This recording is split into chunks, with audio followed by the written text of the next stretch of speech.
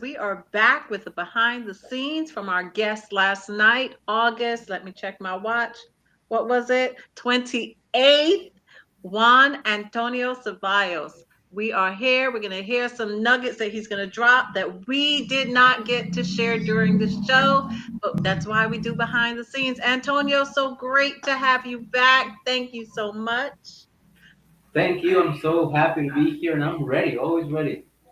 All right. So tell us about some nuggets. We talked about procrastination last night, and you mentioned do it now.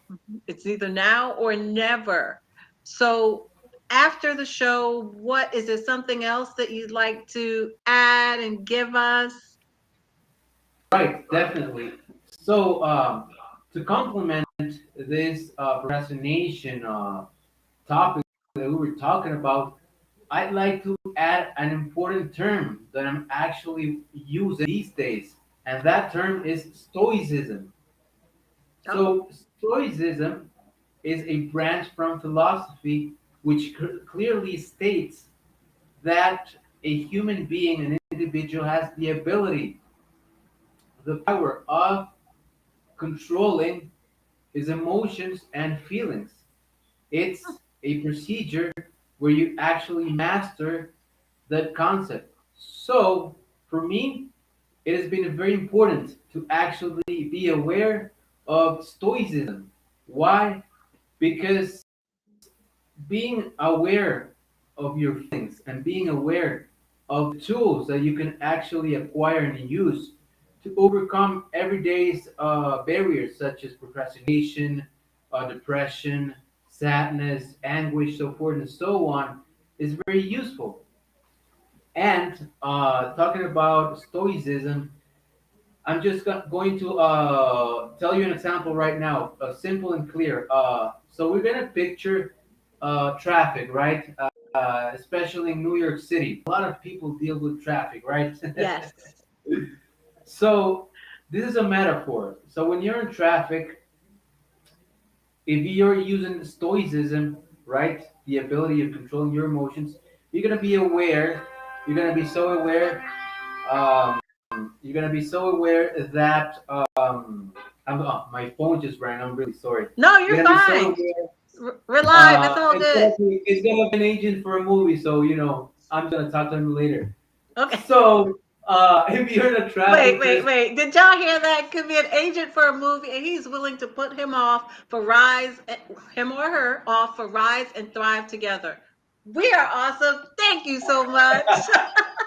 We're back in New York City traffic. So what's up with New York back City traffic? back in New York City traffic, back stress, with a cell phone, driving, and if you're using stoicism, you're gonna be aware that traffic is actually a circumstance. So it's an Mm, event that's taking place, but you're gonna be aware that you have the ability to recognize, to acknowledge traffic as a circumstance that is actually not under your control.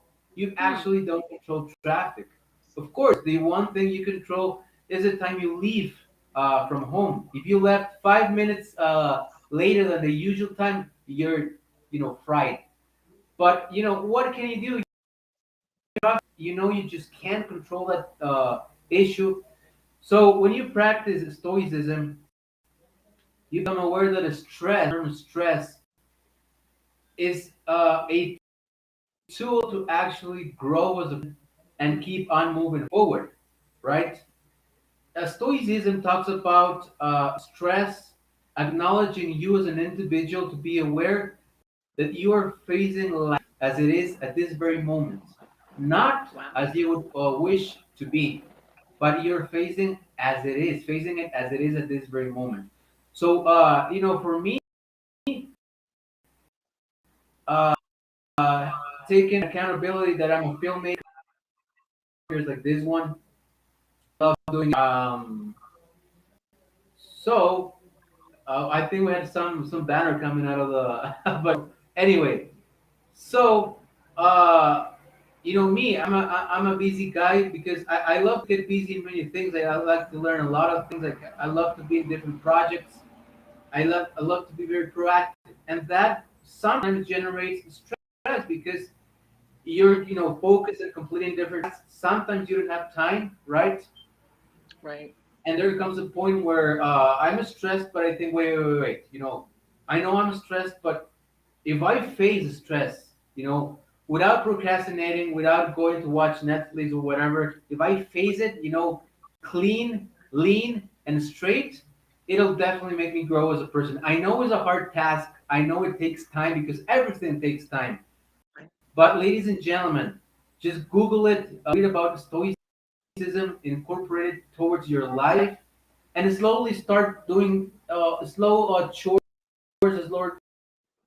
slow tasks that are going to adapt yourself to this. Totally recommended by myself, and I tell you because of experience, it really works if you commit to it. Really, really works out pretty good. Wow. So let me just give a shout out. Hey, Odelia. Thank you for joining us. Odelia is saying it's interesting hearing about Stoicism. Yes, and she said amen. And let me tell you, as a former New Yorker, because I now live in New Jersey, I understand traffic, and what you said is so true. There are certain things that we can control. Can we control traffic? Absolutely not. We can control our response to the traffic, and our response sometimes is road rage. That's not a real response, that's a reaction, and we need to learn the difference between response and reaction. So yes, like you said, Antonio, leave home excuse me, leave home a little earlier, 5, 10 minutes, or guess what, take the train. You're in New York. It's okay to do either. But I absolutely love the fact that you said and made a point that we can control some things. We cannot control everything in our life. When we try to control things that are out of our control, that creates stress. What are your thoughts on that? It's actually true. It's the way you actually look. It's actually your perception towards the situation. It's not the situation. It's how you look to the situation. Here's Hmm. another phrase. Here's another thing to actually reflect upon. So, look, you don't dare, you don't dare do things they are difficult. Things are Mm. difficult because you don't, right? That's another important thing that I want to leave you guys with. So, not difficult. You don't dare to do things because they're difficult. If they're didn't there, they're difficult because you didn't give that step forward. If you didn't give that forward, I guarantee you that you'll never ever find out if they're really difficult or not. You work them out, you give that first step, and they become accomplished. So I want to leave you with that. We Uh, were having a little technical difficulty there, and some of what you Sometimes were you saying was move breaking forward where up. you gotta defeat. So what I heard Antonio say, because now you're frozen, Antonio. I'm not sure if you can hear me or not. But what I heard him say was things are not difficult. They're difficult because we don't do them, or we procrastinate doing that task or activity, right? And Odelia says we're just wasting our energy on things we can't control instead of creating our vision. Boom, right there. That is So true. exactly it. Even Antonio was like, yes, yes, yes. As they say now, that part right there. We're just wasting energy on things we can't control. Listen, guys, there's so many things going on in the world, and we have to use our energy towards, I don't want to say towards good, because then I sound like a Marvel comic or a superhero or something, but we have to dedicate our energy towards things that we can control. If we cannot control it, what's the point in directing our energy and our focus, right? Because where our focus goes, so does our energy. Our energy goes exactly the same place. Can we control the weather? No, we can't control the weather. So why are you getting mad? Because for us here in the north, in like in the Northeast, we're about to go into fall. Some mornings it does feel like we're already there, but we can't control the weather. So you go with it. You focus your energy on things you can control. Instead, you should be focusing your energy, like Odelia says, on creating your vision. And if you don't know what your vision is, that means it's a conversation, right? And we always, Regina and I always invite you to have a conversation with us. If you're having struggles, if you're having difficulties, if there's something you want to do and just don't know how to start. Antonio, in the time that we have left, and our listeners, drop some nuggets. What about people, Antonio, that don't have a vision or think they don't have a vision? How can they find what their vision is? Any ideas on that? That's easy, plain and simple. Do this exercise. You're going to imagine you're on your deathbed, right? You're laying there on your Hmm. deathbed, and just ask yourself, if I have more time, what is it that I would do? You have no Wow. time left, but if you have more time, what would you do? When you sit back and ask yourself that strong, deep question, gosh, you're going to get answers like this. You're going to find out what things are you lacking in your life, what things you want to do right now, what things you haven't done and might be the right time to do them. That's going to guide you to actually wake up and say, you know what? What if? What if not? I'm not here tomorrow. I just gotta move on and accomplish the things I haven't done yet. Hmm. So that's a great exercise. That's a good exercise. And one last thing I want to leave you guys with is that a lot of people pursue happiness, and that's fine. And just one hint, in lots of research I've done, happiness comes throughout the result of accomplishing things. Action, Hmm. accomplishing things brings you happiness. And being busy, accomplishing what you wanted to do for a long time is one way to stay happy. Um, Accomplishing goals that haven't been done. So happiness is really based upon results, based upon being satisfied with what you do, and always keep on moving forward.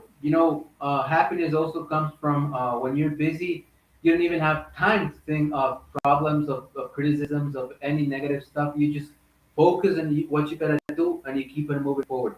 That for me is happiness. Right. Now, let me ask you one more thing because Odelia says happiness is a state of mind. Can you be happy since it's a state of mind? And Odelia, you can respond as well.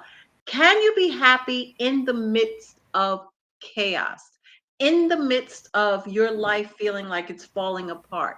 In the midst of being or feeling broken? Can you still be happy in those situations and circumstances? You can answer, Antonio, as well while Adelia types. Is it possible? I think Antonio is frozen again.